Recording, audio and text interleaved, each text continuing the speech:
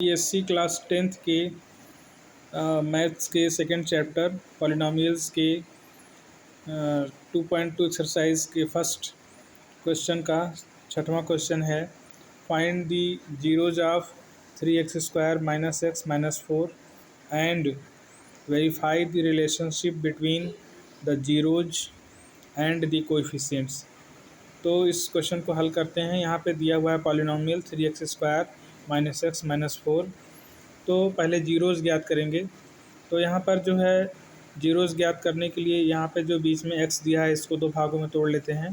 तो यहाँ पे x को दो भागों में तोड़ेंगे, -4x + 3x, क्योंकि -4x में से 3x घटाएंगे तो -x आ जाएगा।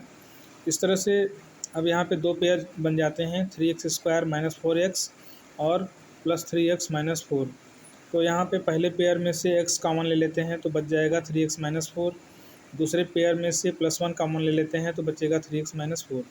तो यहाँ पर जो है x और +1 को एक ब्रैकेट में कर लेते हैं और 3x - 4 को एक ब्रैकेट में कर लेते हैं। तो इस तरह से अब हम जीरोज़ ज्ञात करते हैं।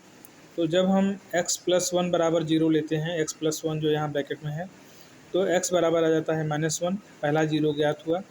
और दूसरा अगर हम लेते हैं 3x - 4, तो 3x - 4 = 0, तो x बराबर हो जाएगा 4/3, क्योंकि यह -4 इधर आने पर प्लस हो जाएगा और 3 नीचे आ जाएगा, तो 4/3। इस तरह से दो जीरोज ज्ञात हो गए, एक x बराबर -1, दूसरा x बराबर 4/3। अब जो है सम ऑफ जीरोज हम ज्ञात करते हैं। तो सम ऑफ जीरोज़ में दोनों जीरोज़ को जोड़ देते हैं।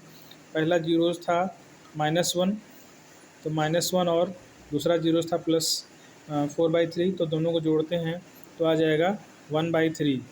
यहाँ पर इस तरह से भी ज्ञात कर सकते हैं।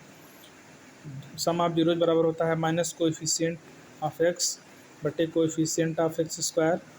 तो यहाँ पर जो है कोएफिशिएंट ऑफ x देखते हैं। x जो है ये, इसका कोएफिशिएंट कुछ नहीं है तो यहाँ 1 लिया जाएगा, तो यहाँ पे हम 1 लिखते हैं। और दूसरा है कोएफिशिएंट ऑफ x² नीचे, तो x² के साथ यहाँ पे 3 है, तो यहाँ पे 3 लिखेंगे। तो इस तरह से 1/3 यानी सम ऑफ जीरोज 1/3 यहाँ भी आ गया और सम ऑफ जीरो 1/3 यहाँ भी था। इसके बाद अब हम देखते हैं product of zero. Product of zero में दोनों जीरोज़ को गुणा करेंगे, तो -1 गुणे 4/3 को गुणा करेंगे तो आ जाएगा -4/3। इसको दूसरे तरीके से भी ज्ञात कर सकते हैं, जो कि फार्मूला है constant term upon coefficient of x²। तो कांस्टेंट टर्म यहाँ पर जो है देखते हैं पॉलिनोमियल में कांस्टेंट टर्म दिया हुआ है -4, ये तो -4 हम यहाँ पे लिखेंगे यहाँ पे। और कोएफिशिएंट ऑफ x² जो है यह जो है दिया हुआ है 3, तो यहाँ पर हम नीचे 3 लिखेंगे यहाँ पे।